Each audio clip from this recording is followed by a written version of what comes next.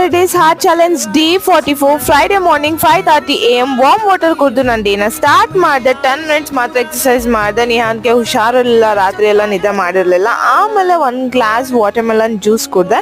Yesterday night ಸಾಮಾನು ಬೆಳಗೋಕೆ ಆಗಿಲ್ಲ, ಅವ್ನು ನನ್ನ ಜೊತೆನೇ ನನ್ನ ಬಿಡ್ತಾನೆ ಇರಲಿಲ್ಲ, ಸೊ ಬೆಳಗಕ್ಕಾಗಿರಲಿಲ್ಲ. ಸೊ ಇವತ್ತಿಗೆ ಎಷ್ಟು ಸಾಮಾನಿದೆ ನೋಡಿ, ಎಲ್ಲ ಕ್ಲೀನ್ ಮಾಡಿ ಟಿಫನ್ಗೆ ಚಿತ್ರಾನ್ನ ತಿಂದೆ. ಆಮೇಲೆ ಲಂಚ್ಗೆ ಕೂಡ ಚಿತ್ರಾನ್ನನೇ ತಿಂದೆ. 6 ಬಾದಾಮಿ ತಿಂದೆ. ನನ್ನ ಪ್ರಾಜೆಕ್ಟ್ಗೆ ಬಾರ್ಡರ್ಸ್ ಹಾಕಬೇಕಿತ್ತು, ಸೊ ಟ್ಯೂಷನ್ ತಗೋಬೇಕಾದ್ರೆ ಹಾಕ್ಬಿಟ್ಟೆ.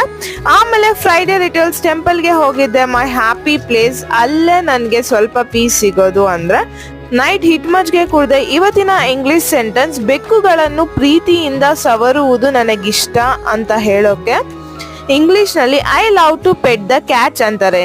ಇವತ್ತಿನ ವ್ಲಾಗ್ ಇಷ್ಟನೇ, ನಾಳಿನ ವ್ಲಾಗಲ್ಲಿ ಸಿಗೋಣ. ಬಾಯ್.